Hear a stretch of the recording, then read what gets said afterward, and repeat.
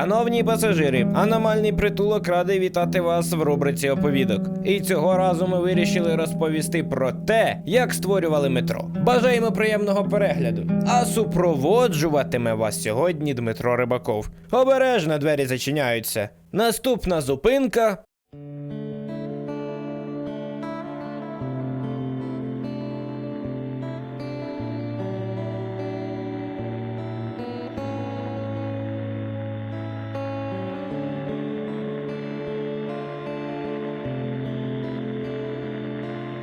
Чомусь так повелося, що наші українські ігророби дуже вміло обігрують тематику постапокаліпсису, без виходів та не надто світлих та позитивних моментів. Серйозно, серія Сталкер. Заходимо з козирів, я б навіть сказав чики-брики і вдамки. Найвідоміший український тайтл у всьому світі. І що ми бачимо? Локальний постапокаліпсис, теми втрати людяності, кожен хоче пустити тобі кулю в лоба. Якщо куля в лоб, то куля в лоб. Заради артефакту та грошей. А навколо покинуті та застиглі в часі будівлі, біля яких швендяють такі ж недружні покручі. Метро. Такий само світовий хід. Розповідає про безвихідь, тотальний постапокаліпсис. Мудацюри навколо та покручі також бажають відірвати голову головного героя з його плечей. До того ж, світ на поверхні цілковито не годиться для життя. А кілька годин, проведені назовні, означають смерть. Або в ліпшому випадку розтягнуту смерть. Та проблеми майбутнім поколінням, які й без того будуть змушені подібно щурам ховатися в підземках метрополітену. Анабіоз – сон розуму. Моторошний горор про затонулий атомний криголам, екіпаж якого перетворився на страховиськ без розуму, єдина мета яких – насадити головного героя на замерзлу сокиру.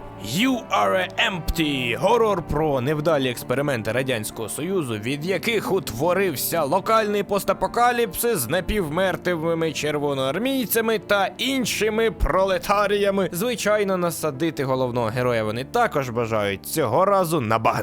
Ну ви зрозуміли. Але цього разу ми поговоримо саме про перші частини метро, їх шлях до полиць магазину та все інше.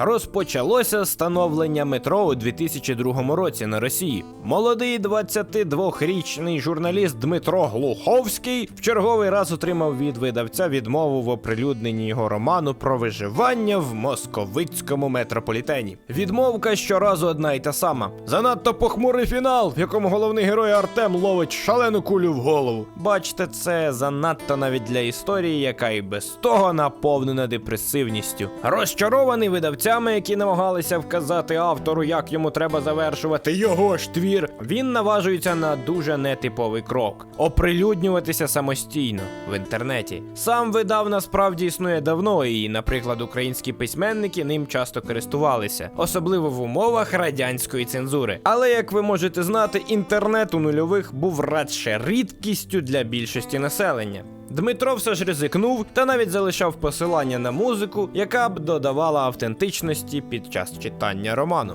Це було безпрецедентно, ризиковано та взагалі дико для тих часів. І все це несподівано вибухає хвилею популярності і так дає Глуховському шлях до видавця. Щоправда, на поступки все ж таки піти довелося, і фінал було переписано. У 2005 році видавництво Ескмо випускає відредаговану версію з 7 новими частинами.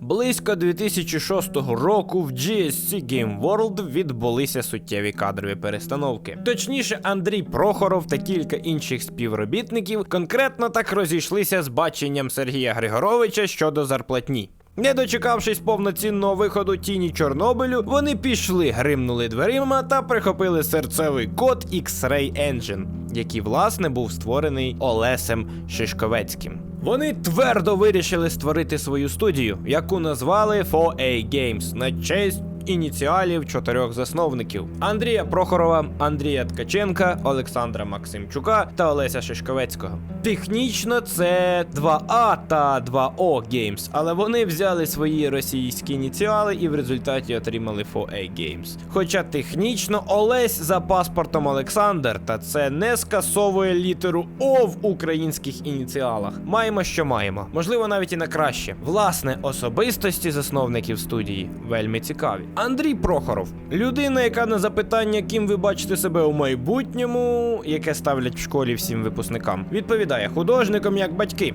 А потім отримує диплом інженера-конструктора, аби зрештою викинути його в смітник та стати ігровим дизайнером. Заради справедливості варто відзначити, що кар'єру в ігровій індустрії він таки починає художником в GSC Game World. З 1997 року він там малював додатковий художній вміст для ігор Warcraft 2000 та Doomcraft. А потім пропонує ідею шутеру Venom Codename Outbreak під впливом роману «Ляльковик» Роберта Гейлайна. Вже під час його створення обіймає посаду головного художника. Так само під впливом пікніку на узбіччі Стругацьких він пропонує концепцію Oblivion Lost та отримує підвищення до цілого керівника проєкту. А фактично і керував, і малював, і навіть озвучував ніпів. Справжній батько сталкера, який залишився в тіні. Майже залишився.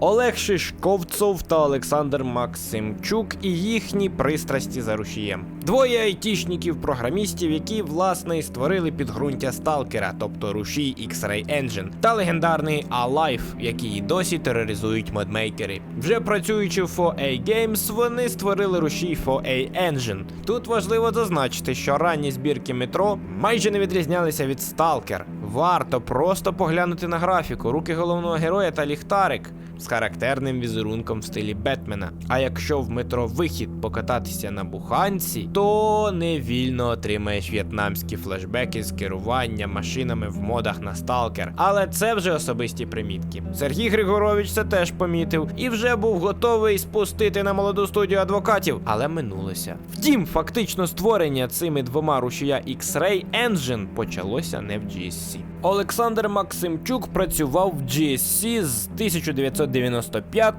по 1997 роки, після чого прихопив кількох розробників та перейшов до White Lynx, яка займається локалізаціями ігор та всім оцим, з чого почала й сама GSC. Близько 98-го року туди потрапляє Олесь Шишковцов, який розпочав розробку тривимірного рушія разом з Олександром. Назвали його Lynx Engine та розпочали розробку гри «Морський бій», яка вийшла на ПК та ігрових автоматах і відразу вмерла, бо як не була нікому відомою, так і залишається понині. Потім на ньому почали створення гри «Чужа логіка», яка теж є мертвонародженим проєктом. Але вже тоді рушій отримав назву X-Ray. Просто X-Ray. А в 1999 році Олександру та Олесю стало очевидно, що гроші в компанії закінчуються і час тікати. Вони почали шукати студію та натрапили на колишнього роботодавця Олександра, студію GSC Game World. Поспілкувалися з самим Григоровичем, йому рушій сподобався, і весною 2000 року вони поповнили штат студії, щоб у 2001-му представити той самий новий X-Ray Engine. Навіть назву особливо не змінили. Тож немає нічого дивного в тому, що у 2006 році вони повторили той самий трюк і забрали всі напрацювання. Андрій Ткаченко, напевно, не має нічого особливого у своїй історії з усієї четвірки. Хіба що той факт, що спочатку він взагалі був режисером та дизайнером на телебаченні, але потім потрапив у Boston Animation, яка не має нічого спільного з анімацією для кіно. Вона була від початку ігровою студією. Там він попрацював над грою Darken and Sky, а у 2000 році отримав запрошення від Антона Большакова в GSC, де став 3D-художником та дизайнером рівнів. Спочатку попрацював над Hover Ace, а потім був повернений до команди Oblivion Lost. У 2006 році був незадоволений зарплатнею, створив рівень для проєкту Андрія Прохорова Metro Septo і приєднався до його путчу. Але згадуючи цю четвірку, не можна забути про пана Діна Шарпа із сонячної Каліфорнії. Після випуску Stalker, який він занадто порізав, ним було помічено на одній з виставок проєкт від знайомих облич, тому запропонував THQ їх видавати. Але отримав відмову, точніше умову. Керувати ним повинен Sharp особисто в Україні, бо THQ не хотіли ще одного ждалкера від українських розробників. Він у той час тільки не відійшов від потрясіння в GSC і тут на тобі. Але він взявся за це і досі керує 4A Games.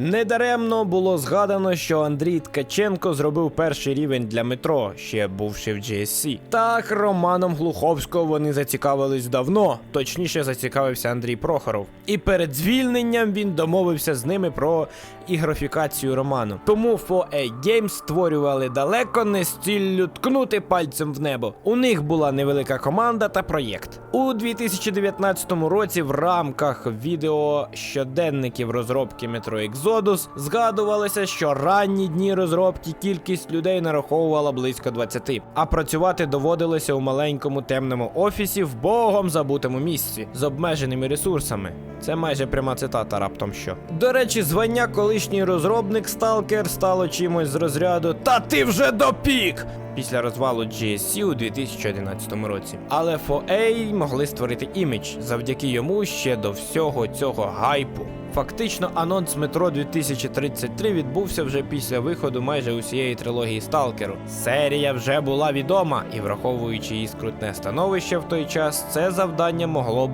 у теорії допомогти. Втім, жодного разу вони не хизувалися ним. Ані згадочки про Сталкер в анонсах та трейлерах. Заслуговує поваги. Бо це свідчить про те, що вони не збиралися жити минулим, як це робилося у Vostok Games. А навпаки, створювали власну історію, яка належить тільки їм і якою вони самі будуть пишатися. Власне, очевидно, що з відсутністю згадок про минулий проєкт вони заразом вирішили дотримуватися і цілковито протилежної до GSC тактики в галузі піару.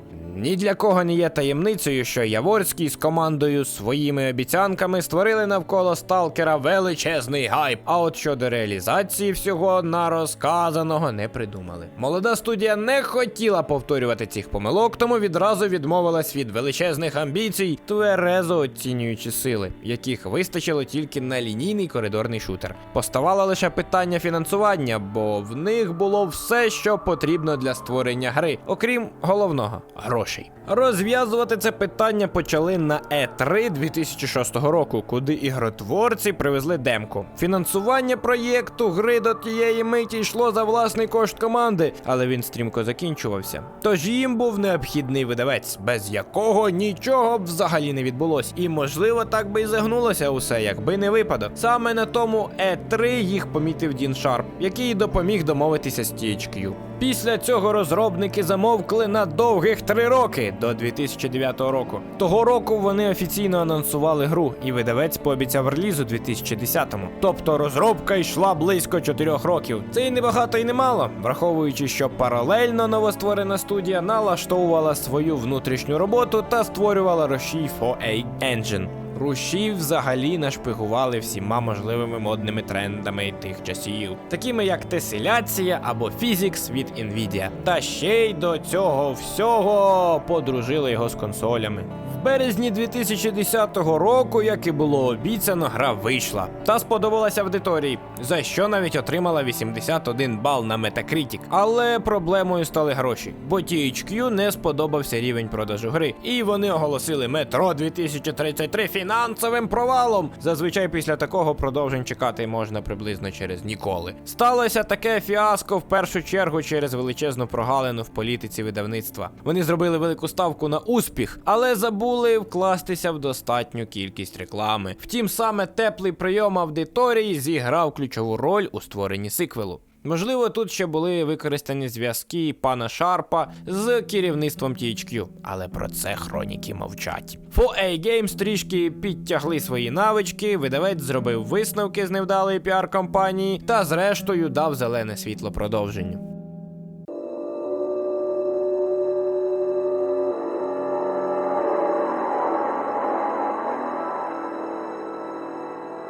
Розповідати про Last Light особливо нічого. Розробники анонсували продовження на E3 2011 року та пообіцяли зберегти гнітючу атмосферу первинної гри та книги, при цьому технічно покращивши сиквел. Позаяк вони продовжили політику не обіцяти Золотий Гір. Неважко зрозуміти, що всі обіцянки були дотримані.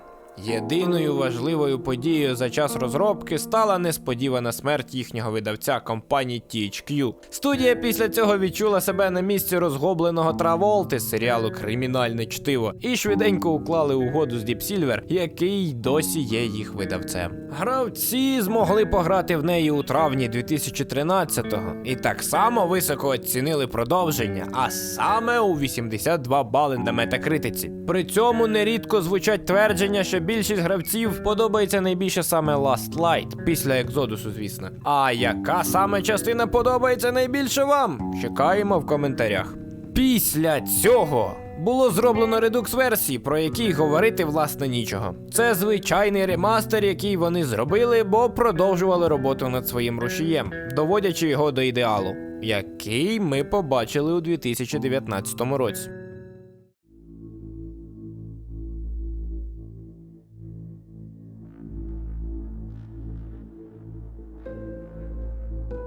Найіронічніше насправді, що розповідь про Екзодус теж доволі коротка. Андрій Прохоров якось згадував, що для 4A Games важливо з кожним новим проєктом робити крок вперед. Першу частину робили паралельно з рушієм, максимально користуючись усіма надбаннями тогочасних технологій, вкладаючи душу в сюжетну канву, але трезво оцінюючи власні сили. Сиквел продовжили покращувати технічно і ще сильніше працюючи над сюжетом та власними помилками, які було допущено під час розробки Метро 2033. І коли настав час робити третю частину, команда зрозуміла, що потрібно продовжувати досягати нових звершень. Такими стали і перший в серії вихід за межі московської підземки і розмах всього проєкту як у сюжеті, так і в технологіях. Не варто забувати, що Exodus – одна з перших ігор, яка вдало користується технологіями рейтрейсингу, він же RTX, та виходила на консолях нового покоління PS5 та Xbox Series.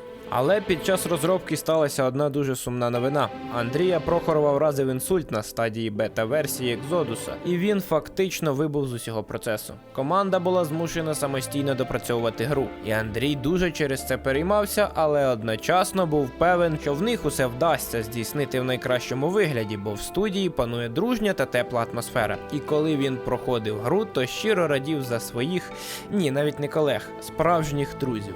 Вийшла вона 15 лютого 2019 року. Отримала 82 бали на метакритиці та 2 доповнення: історію Сема та 2 полковники. А прямо зараз студія готує продовження, яке дуже туманно анонсував сам Дмитро Глуховський відразу після виходу Екзодусу. А потім злегка підтвердили в Deep Silver, підбиваючи підсумки фінансового року. А ми дякуємо вам за ваші перегляди, вподобайки та особливо коментарі. Саме ваша підтримка надихає нас створювати нові відео, в планах яких особлива рубрика лору ігрових всесвітів, яку ми розпочали із Сталкер та історії серії. До нових зустрічей, як завжди в аномальному притулку. Та не забувайте свої протигази, сталкери, бо поверхня все ще небезпечна.